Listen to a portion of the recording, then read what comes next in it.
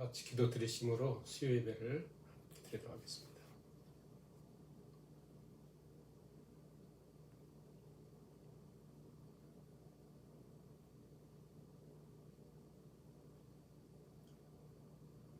나의 영혼이 잠잠히 하나님만 바라며 나의 구원이 그에게서 나오는도다. 오직 그만이 나의 반석이시요 나의 구원이시요 나의 요새시니 내가 크게 흔들리지 아니하리로다. 나의 구원과 영광이 하나님께 있으며 내 힘의 반석과 피난처도 하나님께 있도다. 백성들아 시시로 그를 의지하고 그의 앞에 마음을 토하라. 하나님은 우리의 피난처시로다. 아멘. 292장 찬양을 드리겠습니다. 292장입니다. 주 없이 살 수 없네 죄인의 구주여 그 귀한 보배 피로 날 구속하소서. 구주의 사랑으로 흘리신 보혈이 내 소망 나의 위로 내 영광 됩니다. 주 없이 살 수 없네 나 혼자 못 서리. 힘없고 부족하며 지혜도 없도다. 내 주는 나의 생명 또 나의 힘이라. 주님을 의지하여 지혜를 얻으리. 주 없이 살 수 없네 세월이 흐르고 이 깊은 고독 속에 내 생명 끝나도 사나운 풍랑일 때 날 지켜주시니 내 곁에 계신 주님 늘 힘이 됩니다. 아멘. 408장 찬양을 드리시겠습니다. 찬송가 408장입니다. 나 어느 곳에 있든지 늘 마음이 편하다.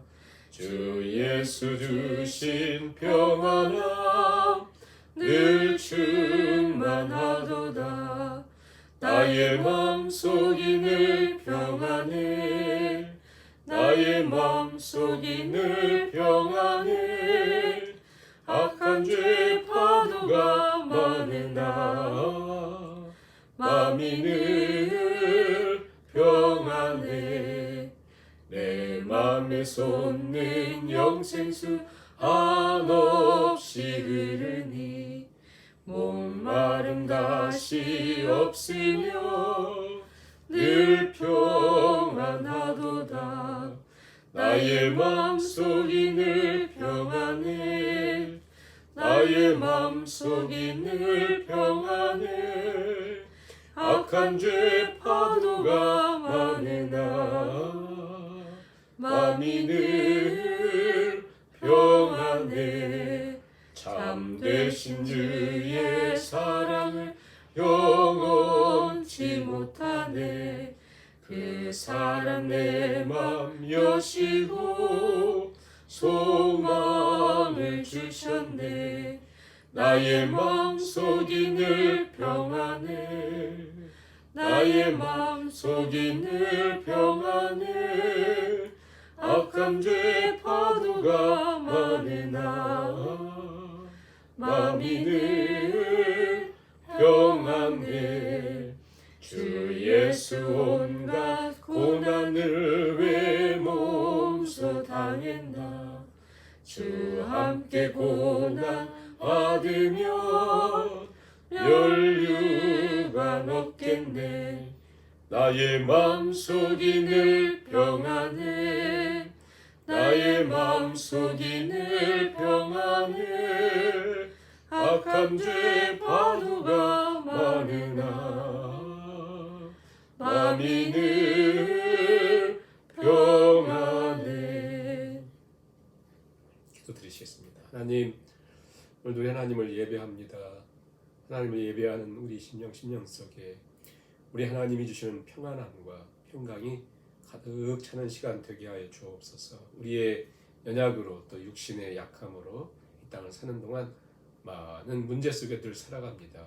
그래서 그 문제 앞에 늘 허우적거리며 살아가는 연약한 인생, 10년 전의 일을 오늘도 또 어제의 일을 오늘도 고민하고 동일한 문제로 아파하고 힘들어하는 연약한 우리 인생 속에 하나님 친히 말씀을 오늘도 찾아오시고 우리를 깨닫게 하사 하나님 주신 가장 큰 은혜는 분별하고 깨닫는 것이라고 말씀하셨사오니 우리가 우리의 상황과 환경을 하나님이 주시는 지혜와 은총을 통하여 깨닫고 분별하여 믿음으로 서서 달려나가는 저와 성도님들이 다 되게 하여 주시옵소서. 오늘도 하나님께서 우리와 친히 함께 해주시고 성령님께서 감동 감화하시며 말씀으로 세미한 음성으로 우리 모두가 듣고 깨닫는 시간 될 수 있도록 인도해 주시길 간절히 바라오며 예수님의 이름으로 기도하옵나이다.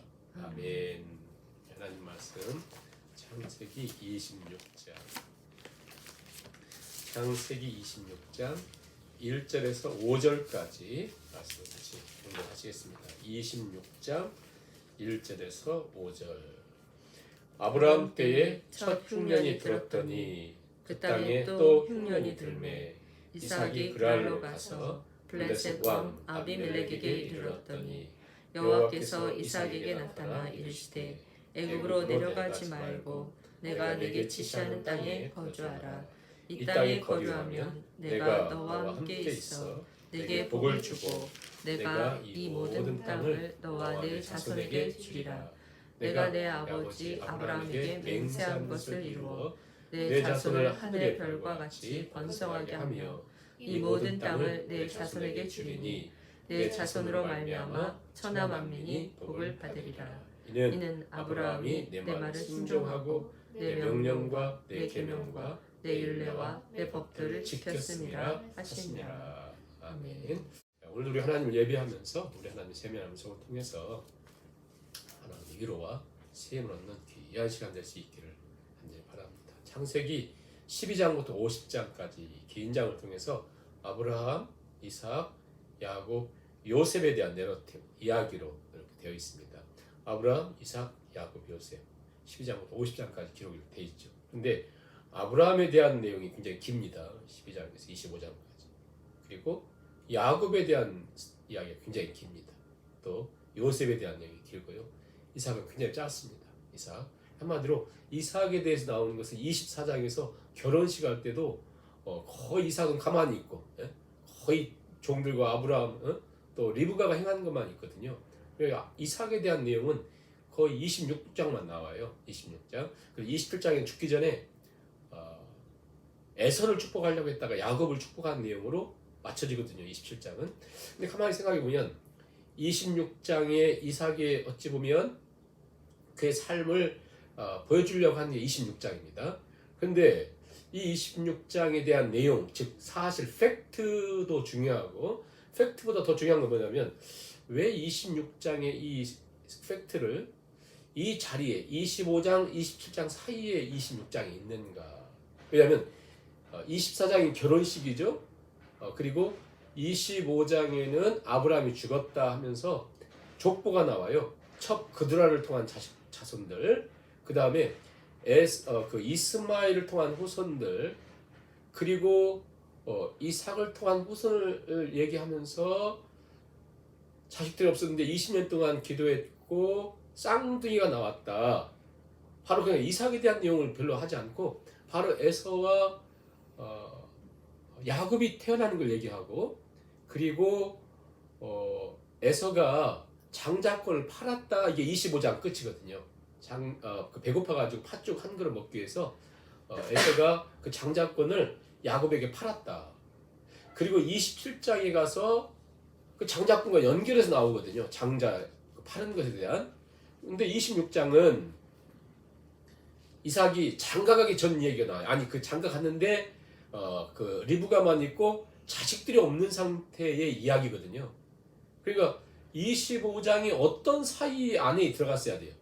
25장 후가 아니라 25장 후태는 에서와 야곱의 어떤 그 장자권 분쟁에 대한 건데 26장은 자식들 낳기 전의 이야기를 26장 기록하면서 마치 야곱이 이제 진행되는 것에 이야기가 흡수되는 것처럼 그렇다면 왜 이렇게 그러니까요 그냥 아브라함과 이삭과 야곱의 모든 스토리를 다 기록한 게 아니잖아요.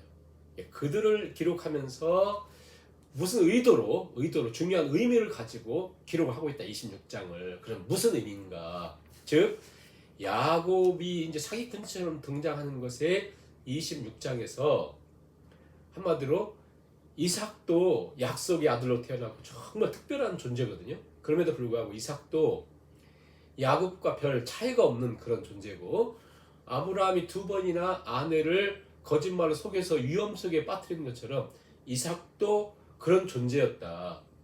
그렇게 연약한 존재임에도 불구하고 결국 하나님께서 그렇게 은혜를 베풀어서 인도하셨다라는 걸 통해서 오늘 우리가 얼마나 연약한 존재인가를 알라 그거예요. 우리가 구원받은 하나님의 자녀임에도 불구하고 이런 연약함이 있다. 뿐만 아니라 하나님의 약속을 받은 땅에도 하나님 약속을 받은 사람도 살아가면서 늘 문제 속에 살아간다. 그러니까 어떤 사람만 문제가 있는 것이 아니라 오늘 하나님의 자녀들에게 동일한 문제 속에 살아갈 때 어떤 생각을 갖고 살아가야 될 것인가. 우리의 삶에도 문제가 있다는 거예요. 그러면 나만 문제 있는 것이 아니라 모든 사람들이 문제가 있어요. 하나님을 잘 믿는 사람도 문제가 있다. 그러면 그런 때 우리가 어떤 자세로 살아야 되는가가 26장에 기록이 되어 있습니다. 자, 이렇게 제가 서론을 얘기를 했고요. 자, 1절을 보시면 26장 1절을 보시면 아브라함 때 첫 흉년이 들었더니 뭔가 이제 우리가 가르쳐 주는 게 있죠. 첫 흉년이 들었더니 그 땅에 또 흉년이 들었다. 아브라함 때 첫 흉년이 언제 들어요? 75세에 갈대아우를 떠나 가나안 땅에 도착해서 예배를 드렸더니 흉년이 들었잖아요. 근데 그 흉년이 굉장히 컸습니다. 아브라함이 75세에 흉년이 들었는데 거의 이제 아브라함 175세에서 죽거든요. 그런데 지금 상황을 이렇게 한번 계산을 해보면 아브라함이 아직 뭐랄까요? 살아있을 수도 있어요. 아브라함이. 그럴 때에 이제 흉년이 들었는데 한 거의 100년 만에 큰 흉년이 들은 거예요. 또 흉년이 들었는데 이삭이 그랄로 가서 블레셋 왕 아비멜렉에게 이르렀더니 자 여기 이제 이스라엘 땅이 이렇게 있다면 저 최북은 단이고 최고 아래는 브엘세바인데 최남단은 브엘세바인데 요 옆에가 그랄이에요. 그랄 지중해 쪽으로 그랄 땅이에요. 여기 좀 내려가면 네게부 사막이고 광야고 그 다음에 애굽이거든요. 흉년이 드니까 이삭이 흉년 들자마자 이건 반드시 피하기 위해서는 그 당시 목축업을 한 그들에게 흉년이 든다는 것은 사망이거든요. 살 길이 없거든요. 그러니까 무조건 그렇게 흉년이 들면 애굽으로 내려가면 산다. 그래서 애굽으로 내려가려고 그랄 지역을 통하여 내려가려고 했는데 아브라함은 내려갈 때 하나님이 막지를 않으셨어요. 근데 이번에 이삭은 하나님 막습니다. 2절을 보시면 여호와께서 이삭에게 나타나 이르시되 애굽으로 내려가지 말라. 그리고 내가 지시하는 땅, 즉 이 약속의 땅에 머무르라 그래요. 머무르라. 굉장히 중요한 약속을 합니다. 3절 보세요. 네가 이 땅에 머물면 내가 너와 함께 있어 복을 주고 이 모든 땅을 너와 내 자손에게 주리라. 내가 내 아버지 아브라함에게 맹세한 것을 이루겠다. 그 복을 주겠다는 거예요. 그러니까 절대 떠나지 말고 지금 이 상황에 놓여서 있으면 더 힘들지만 그러나 이것이 있어라. 그래 내가 너와 함께하고 복을 주겠다. 그럽니다. 근데 이제 생각을 해보세요. 이 땅은 지금 이삭이 지나치려고 했던 이 그랄 땅은 첫째 흉년이 들었죠. 둘째 이 땅 사람들이 이삭을 좋아하지 않아요. 셋째 이 땅은 그 농작물이나 또 동물을 이렇게 키우는데 적합하지 않은 땅입니다. 그러니까 하나님 이스라엘 땅이 별로 좋지 않아요. 그럼에도 불구하고 이삭이 하나님 말씀을 따라서 6절 보세요. 이삭이 그 아래 거주했다. 그렇죠. 하나님 명령을 따라 지킨 그곳에 있는 거예요. 그 땅도 싫고 그 땅에 사람들도 별로 환대하지 않지만 하나님 말씀했으니까 그 땅에 거주했다. 8절 보세요. 이삭이 거기 오래 거주했다. 오래 거주했다. 이 말씀하죠. 그러니까 이삭이 하나님 말씀만 따라서 그것에 거주했습니다. 거주했다. 네? 그것에 거주하게 되었습니다. 그것에 있으면 참 쉬운 상황이 아님에도 불구하고 그것에 있습니다. 자, 그것에 있고 거주하다 보니까 이제 믿음을 따라서 하나님 말씀을 따라서 약속을 따라 그 땅에 있지만 이삭의 연약함을 보세요. 긴장이 생기는 거예요. 긴장이. 왜? 그곳 사람들도 별로 자기를 환대하지 않죠. 땅도 그렇죠. 환경도 그렇죠. 흉년이죠. 누구도 자기를 도울 사람이 없거든요. 그 속에 긴장감이 생기고 두려움이 찾아와요. 이게 아버지 아브라함에게 종종 찾아왔던 거거든요. 우리 모두도 마찬가지예요. 갑자기 어느 순간 말씀을 따라 믿음을 따라 걷다가 갑자기 두려운 거예요. 환경을 보니까. 마치 베드로가 예수님이 물 위를 걸어라 했더니 걷다가 갑자기 상황과 환경을 보니까 두려움이 찾아오잖아요. 그러니까 똑같습니다. 환경을 보니까 자기 형편을 보니까 갑자기 두려운 거예요. 내가 이렇게 살다가 제대로 먹고 살기도 하겠나? 내 노년이 괜찮겠나? 하면서 막 두려움이 생기잖아요. 우리가 신앙생활 하다 보면 말씀을 따라 살아가다 보면 위기가 찾아옵니다. 순종을 함에도 불구하고 믿음으로 살아감에도 불구하고 흉년이 찾아오고요. 위기가 찾아오고 두려움이 찾아옵니다. 경제적인 흉년, 두려움이 오기도 하고 건강에 또 어떤 관계적인 그런 흉년이 찾아오고요. 그렇게 되다 보면 시간이 지나다 보면 열정도 사라지고 기도에 대한 열망도 예배에 참여하면서 감동도 사라지고 하나님을 향한 기대감도 떨어지잖아요. 그러면서 그게 이제 급기야 나 신앙생활도 포기해버릴까? 이런 사람도 생기고 그런데 중요한 건 뭐냐면 하나님의 말씀을 따라 딱 붙들고 있을 때 우리에게 흉년도 오고 두려움도 오고 긴장도 오고 환경이 우리를 힘들기도 하지만 중요한 건 뭐냐면요. 하나님 말씀 붙들고 그 긴장과 두려움이 있잖아요. 그러면 똑같은 어려운 환경에도 절대 하나님 망하게 하지 않는다는 거예요. 이게 중요한 거죠. 절대 망하게 하지 않는다. 이삭은 흉년이 오자 애굽으로 가려고 했는데 하나님이 막으시자 그 말씀을 따라서 그곳에 애굽에 내려가지 않고 하나님 명한 땅에 거하고 오랫동안 거하고 있었습니다. 그 아래에 머무르고 있었죠. 참 이거 자체도 쉽진 않아요. 왜냐하면 우리가 어떤 일 딱 결정했어요. 또 상황을 보니까 절대 내려가야 돼요. 그런데 말씀을 듣고 예배를 드리면서 또 누가 건면 선지자들이 그거 안 돼. 자기 마음 바꾸는 것은요 세상 변하는 것보다 더 힘듭니다. 그렇잖아요. 내가 이미 마음을 정했어요. 이사하려고 한다든가 사업을 하려고 한다든가 무슨 일을 하려고 하는 하나님 딱 하지마. 절대 설득되지 않습니다. 사람들 하도 고집스러워서 내 결정을 바꾸고 순종한다는 것 이것은 내 고집이 죽어야만 되는 거거든요. 그만큼 힘든 일인데 어찌됐든지 이 이삭은 그 순종을 따라 말씀을 따라 그곳에 이제 머무르고 있습니다. 그런데 거기에 이제 고민이 생기는 거죠. 고민이 생기는 거예요. 그 고민은 바로 뭐냐면 아내가 또 이제 이삭도 아버지처럼 아내가 예쁘다는 거예요. 그래서 잘못하면 죽는다는 거예요. 물론 많은 학자들이 어떤 얘기를 하냐면 그 당시 이제 이렇게 지역을 옮긴다는 것은 주 남자들을 자꾸 죽이려고 한다는 거예요. 사람들이. 그리고 여자들은 겁탈한다는 거예요. 어차피 이삭의 생각에는 남자도 죽고 여자도 어차피 겁탈당하고 그런다면 차라리 나 목숨이라도 살고 그렇게 하고 싶다는 거예요. 그러나 우리 말씀 가만히 보면 이 그랄 현재 그 아비멜렉이라는 왕과 또 군대장은 비골 이런 사람들이 그렇게 나쁜 사람들 같지는 않습니다. 그런데 자기 생각이에요. 자기 생각. 막 두려움이 찾아오니까 그래서 아버지가 속였던 것처럼 또 누이라고 속인 거예요. 그래서 이제 한참 시간이 지났는데 오래 거주했다고 하잖아요. 한참 지났는데 이 왕 아비멜렉이 이렇게 창문을 통해서 이렇게 밖을 내다봤는데 이삭이 자기 누이라고 했던 리브가를 꼭 안고 있더라는 거예요. 이삭이 그 리브가를 8절 보세요. 이삭이 거기 아주 오래 거주했더니 이삭이 그 안에 리브가를 껴안은 것을 아비멜렉이 창으로 내다봤습니다. 그래서 이삭을 부르죠. 너 이게 분명히 네 아내구만. 왜 누이라고 속였느냐. 이삭이 대답하기를 내 생각에 아내 때문에 내가 혹시 죽게 될까 두려워서 그랬다. 이 아비멜렉 왕이 한 얘기 보세요. 10절에 네가 어찌 우리에게 이렇게 행해서 백성 중 하나가 네 아내와 동침할 뻔했다. 네가 죄를 우리에게 입혔다. 그런데 하나님이 이제 개입하셔서 막으셨기 때문에 이 아비멜렉이 모든 백성의 명예에서 이렇게 선포합니다. 이 사람이나 그의 아내를 범하는 자는 다 죽인다. 절대 손을 대서는 안 된다. 이렇게 하죠. 그러니까 한마디로 이 이삭의 연약함과 또 여전히 두려움과 또 근심과 자기 생각 속에 사로잡혀 있는 것을 그 어찌됐든 하나님이 막으셔 주신 거예요. 그러나 인생은 우리 하나님 말씀을 따라가도 또 말씀을 붙들어도 어떤 보이는 환경과 여건에 우리 자신이 얼마나 연약한가가 이렇게 드러나잖아요.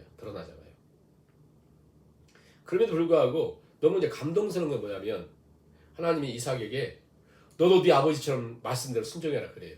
하나님이 아브라함은 죽었잖아요. 이제 정확하게 지금 이 상황에 죽었는지는 몰라요. 그러나 175세에 죽었습니다. 아브라함은 이미 이제 25장에서 죽었는데 현재는 그 이삭의 사건을 전에 있었던 것을 지금 이곳에 얘기하기 때문에 정확히 어떤 시점인지 모르지만 한마디로 결혼하고 20년 동안 자식을 못 가졌는데 그 상태, 그 사이. 자, 그 사이에 이 말씀을 기록하는데 하나님이 예를 들어 아브라함이 죽었다고 생각해 보세요.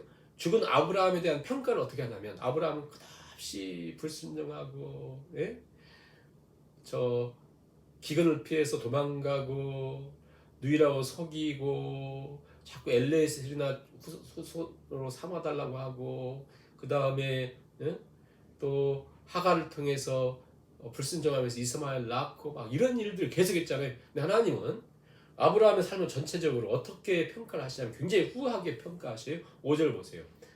하나님 평가입니다. 아브라함이 내 말을 순종하고 내 명령과 내 계명과 내 율례와 내 법도를 지킨 사람이다. 이렇게 평가해 주세요. 하나님이. 자, 여러분 보세요.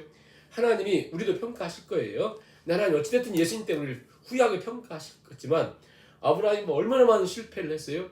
그런데 신약 성경에 가면 사도 바울도 아브라함은 흔들림이 없었다 이렇게 표현을 하거든요. 왜냐하면 그 많은 허물들을 다 덮어주는 거예요.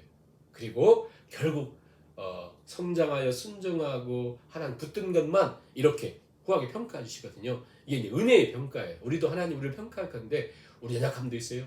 나약함도 있어요. 쓰러지기도 해요. 좌절하기도 합니다. 실패도 합니다. 포기하기도 하고요. 이렇게 삽니다. 그러나 중요한 건 뭐냐면 우리가 어떤 상황과 환경에도 절대 믿음을 포기하면 안 되고 오직 예수님 딱 붙들고 예수님을 통해서 내 모든 허물을 도말해 주실 것이다. 그리고 나를 하나님 후하게 평가해 주실 것이다. 누구 때문에? 예수님 때문에. 그래서 그 예수님 붙들는 믿음이 중요하다는 것이죠. 그렇게 이삭도 마찬가지. 이삭도 이렇게 실패했습니다.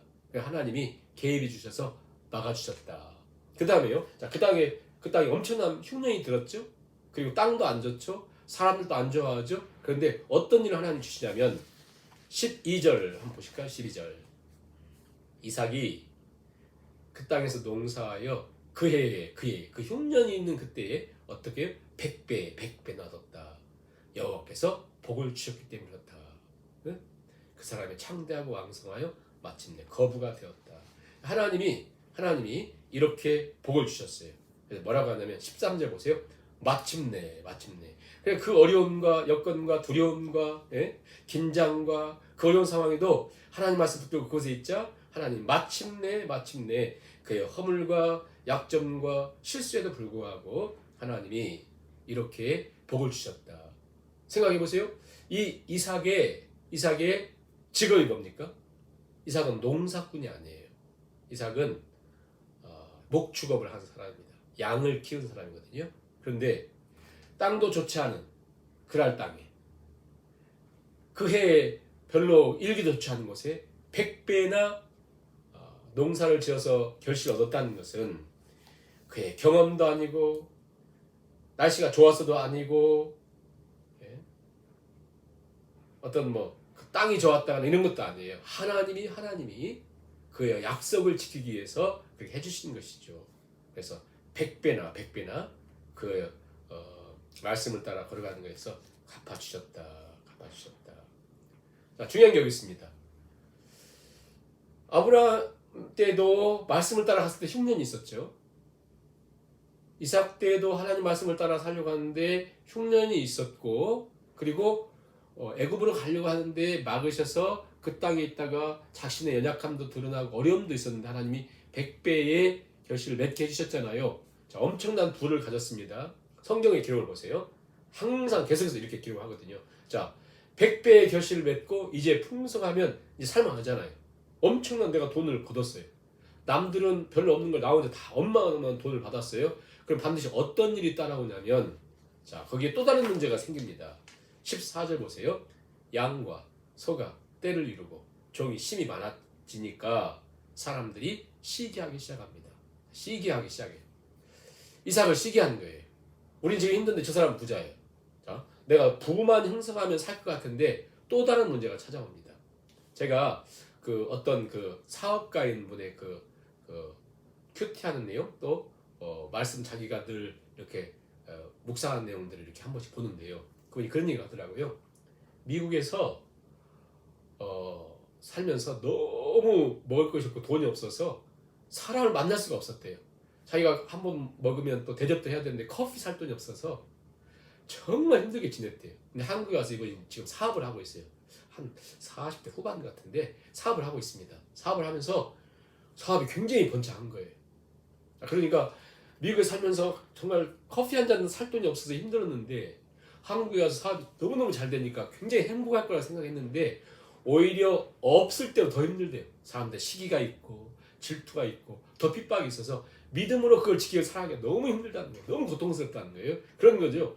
지금 흉년이 들었고 자기 직업과는 상관이 없는 목축업자가 농사를 졌는데 100배나 얻었고 땅도 좋지 않고 기후도 좋지 않은데 하나님 축복 100배나 얻었으면 살만하잖아요. 근데 사람들 시기하면서 자, 시기로 끝난 게 아니에요. 15절 보세요. 모든 우물들을 팠는데 그 흙으로 메워버리는 거예요. 우물이라고 하는 건 뭐냐면요. 그 당시 보물 1호예요. 1호. 그 척박한 땅에서 우물을 얻는다는 것은 지금 우리가 얘기하면 집 한 채 얻는 것보다도 더 큰 그 일이거든요. 보물이거든요. 그런데 우물을 자꾸 메워요. 이 블레셋 사람들이. 시기해가지고. 그 정도만 아니에요. 자, 14절에는 시기하죠. 15절에는 우물을 메워버리죠. 16절 보세요. 강성하니까 그 왕부터 찾아와가지고 그러면 너 떠나 그래. 너 떠나. 쫓아내. 예. 이게 우리 인생입니다. 큰 흉년이 찾아왔는데 하나님 말씀을 따라 지냈더니 100배의 결실을 맺고 복을 받았더니 사람들이 시기하고 우물을 막고 떠나라고 하고 여러분 이게 얼마나 힘든 일입니까? 떠나라는 거예요. 자, 떠나라고 하는데 너 이제 추방시키는데 이전에 이제 이 우물을요 7번이나 우물을 찾아요. 자, 그것도 축복이에요. 그런데 이 사람들이 계속 그걸 메우거든요. 계속 메우는 거예요. 자, 그것을 7번이나 그럽니다. 그래서 19절 보세요. 이삭의 종들이 이제 어디를 가냐면 쫓아내니까 자, 이 보세요. 여기가 이제 그랄 땅이에요. 이 그랄 땅. 그래서 여기 내려가면 이제 애굽인데 하나님 뭐라고 했어요? 내려가지 말아라. 여기 있으라고 했잖아요. 그래서 있었더니 자, 이쯤에서 그랄 이쯤에서 굉장히 잘 했더니 사람들이 시기하고 우물을 이렇게 개발하면 메워버리고 유전과 같은 것이 메워버리고 추방시켜버리잖아. 근데 하나님 뭐라고 했어요? 이 땅 떠나지 말라고 하잖아. 이 땅 사람들 나를 추방시키는데 하나님 떠나지 말라고 하잖아. 어디로 가요? 사람 살기가 쉽지 않은 끝에 골짜기로 가요. 골짜기로. 떠날 수가 없어요. 이삭이 마음에서 떠날 수는 없어요. 그러니까 그 골짜기가 가지고 있는데도 하나님 복을 주셔서 계속해서 우물을 파요. 우물을. 그래서 19절 그게 나오는 거예요. 이삭의 종들이 골짜기를 파서 골짜기 갔는데 거기 또 샘 근원을 얻어요. 그랬더니 그들이 거기까지 쫓아와서 또 메꿉니다. 그래서 그 우물 이름을 에색이라고 하는 것은요 심하게 싸우는 거거든요. 에색이에요. 에색. 그리고 21절 보면 또 우물을 팝니다. 그랬더니 그들이 또 다툽니다. 엄청난 다툼이에요. 그래서 신나. 또 옮겨가요. 그러니까 이제 하나님 말씀하신 그 땅의 제일 끝까지 가요. 끝까지. 더 이상 있을 수 없는. 그래서 그곳에 팠더니 거기까지는 못 쫓아오죠. 거기는 사람 살 것 같지 못한 곳이니까 그것까지 못 쫓아와요. 그래서 그곳 이름을 르호봇이라. 장소가 넓었다. 하나님이 우리를 번성해 주셨다. 네, 이게 잘 보세요. 이 과정들을 보면 이삭이 아무튼 하나님 말씀을 붙들려고 했던 건 있어요. 자신의 연약함도 있습니다. 계속해서 하나님 말씀하신 것처럼 내가 너를 복주겠다 했던 것처럼 그 일이 이루어져요. 자, 그러면 자, 아브라함 때 메꿨던 우물을 다시 파냈습니다. 또 다른 우물을 파냈어요. 또 우물을 팠더니 메꿔요. 그래서 애색이라 다툼이라. 그 다음에 또 우물을 팠더니 신나라 또 다퉈요. 그래서 이제 사람들이 찾아올 수 없는 곳까지 팠더니 사람들이 와서 다투지 않으니까 르호봇이라 이렇게 했어요. 5개 팠습니다.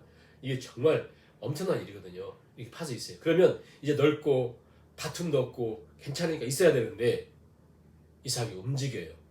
왜 그런지는 모르겠어요. 그러나 이 움직임은 굉장히 의미 있는 움직임인데 이삭이 모든 식솔들을 데리고 어디로 가냐면 정말 이 가나안 땅, 약속의 땅 최남단인 브엘세바 그쪽으로 내려가요. 근데 그쪽에 내려가는데 이게 내려가는 거거든요. 왜냐하면 북쪽이고 이게 남쪽이 내려가는 거거든요. 우리 애굽을 내려간다 하거든요, 항상. 그런데 내려가는 건데 성경이 뭐라고 표현하냐면 우리 성경은 가만히 보세요.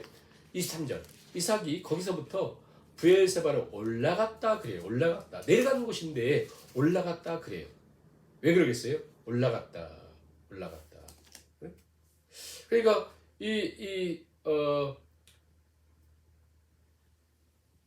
그날 이 지역에서 브엘세바는 내려가는 곳인데 올라갔다고 하는 지형도 내려가는 곳이거든요. 도무지 어떤 것으로도 올라갔다고 표현할 수 없는데 올라갔다고 하는 표현을 통해서 이삭이 정말 간절히 하나님을 찾은 것 같아요. 이것은 영적인 의미로 올라간 거예요. 하나님을 찾고 하나님을 의미하는 의미에서 하나님을 바라보는 의미에서. 왜냐하면 이 당시 자기가 르호봇에서 이제 살만하고 사람들도 다툼도 없고 괜찮거든요. 그런데 가족들을 데리고 이사한다는 게 쉽지 않거든요. 그런데 하나님이 약속의 땅 최남단으로 올라갔다 그래요. 마치 여기에는 무슨 의미가 있냐면 하나님을 찾아 신앙과 믿음과 하나님을 향한 간절한 사모함을 얘기하는 거예요. 신앙의 회복이죠. 성숙을 의미합니다. 마치 야곱이 그 문제 속에서 베델로 뭐예요? 베델로 올라가자.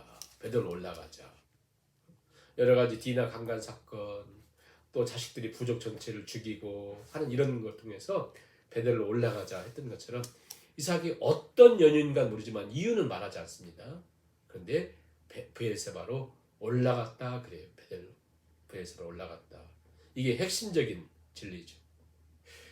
한 해 농사를 져서 100배나 얻었고 거부가 되었고 또 르호봇이라고 하는 넓은 곳도 얻게 되었고 다툼도 없고 괜찮은데 그의 마음속에 그는 하나님을 찾고 싶은 마음이 있었던 것 같습니다. 이게 아브라함 전 생애에서 중요한 의미예요.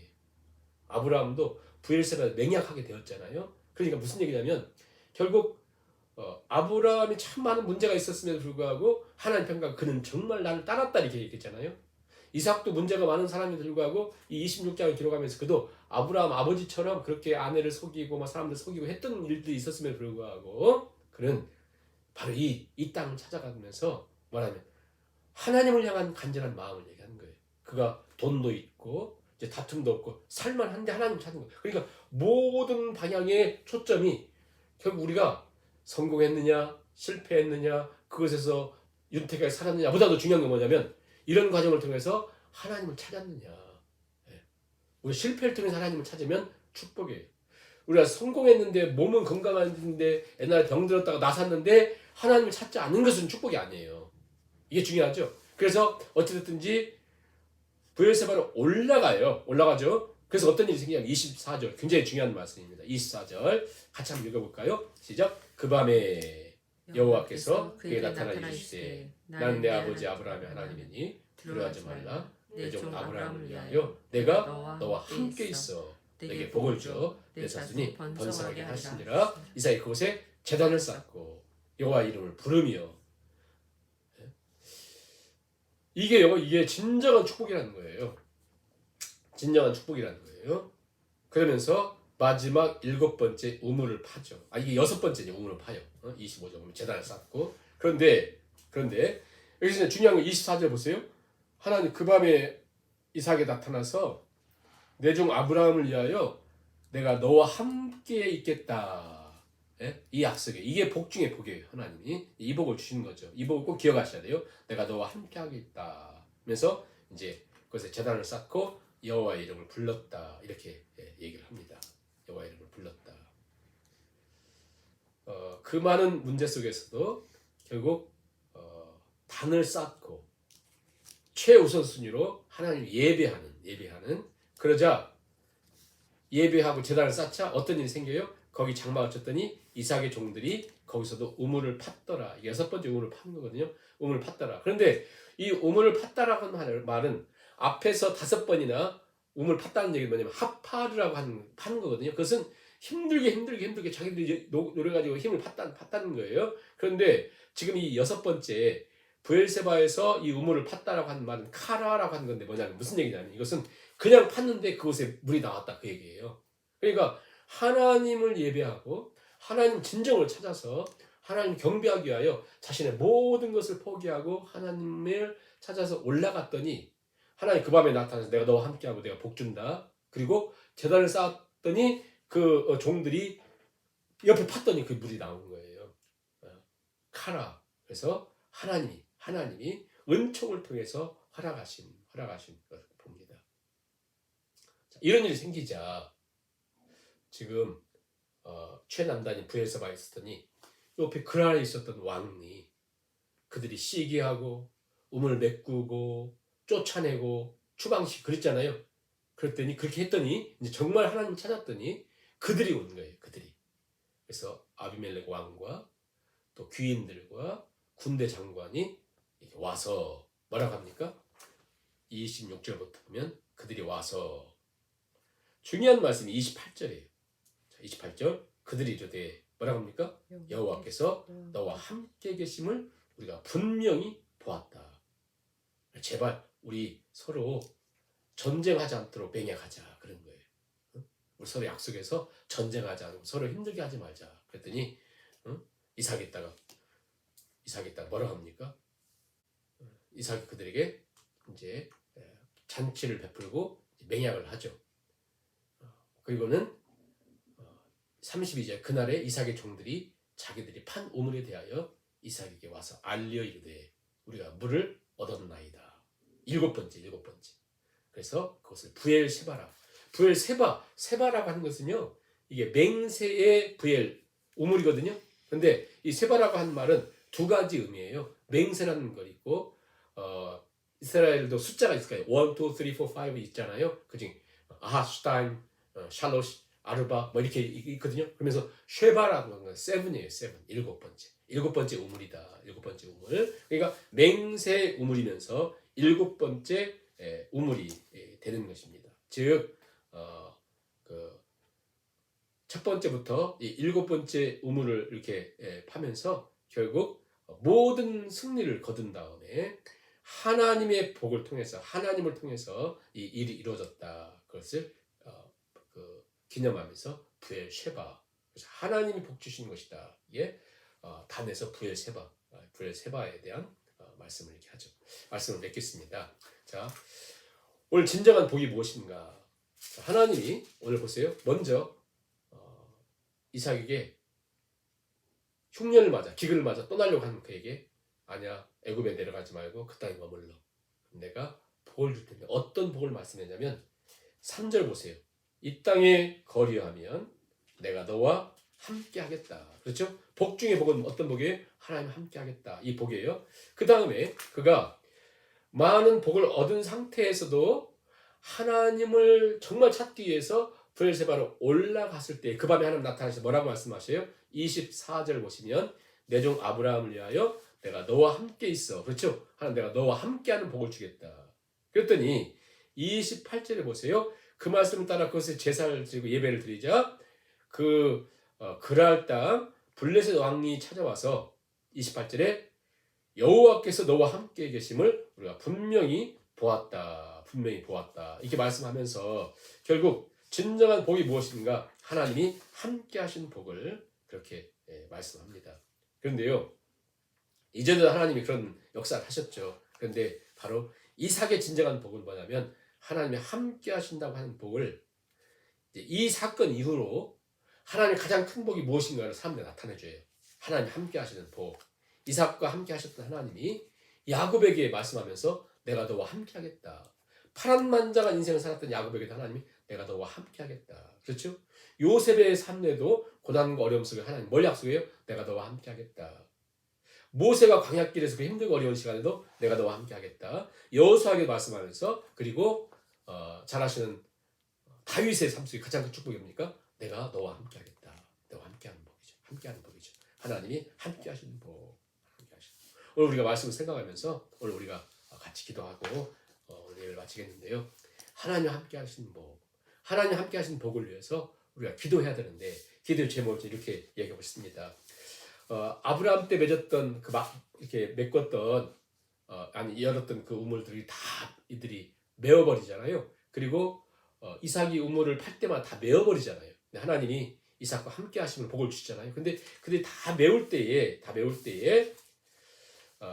결국 하나님 계속해서 이게 얻게 하시는데 마틴 로이드 존스라고 하는 그 유명한 성경학자가 목사님이 이제 부흥이라고 하는 책에서 블레스 사람들이 계속 메운 그 우물들을 파내는 것을 통해서 이렇게 영적인 기도 제목을 우리에게 줍니다.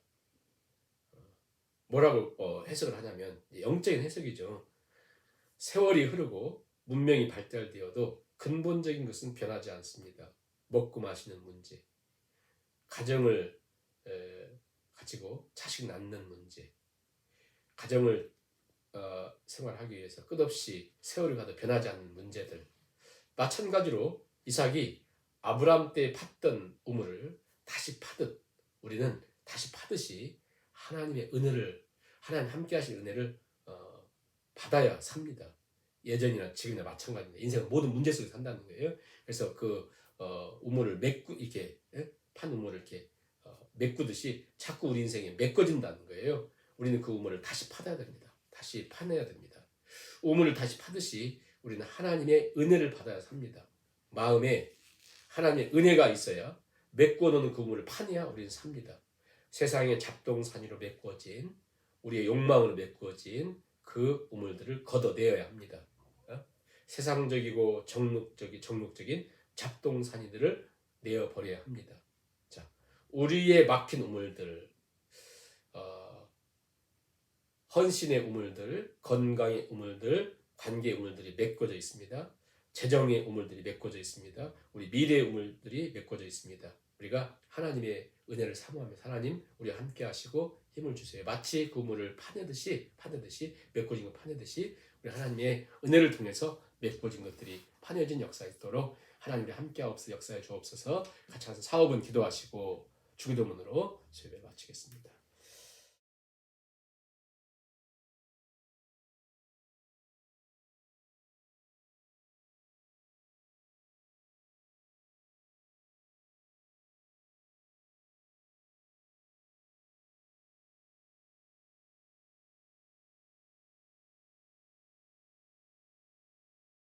하늘에 계신 우리 아버지여, 이름이 거룩히 여김을 받으시오며 나라의 마옵시며 뜻이 하늘에서 이루어진 것 같이 땅에서도 이루어지이다.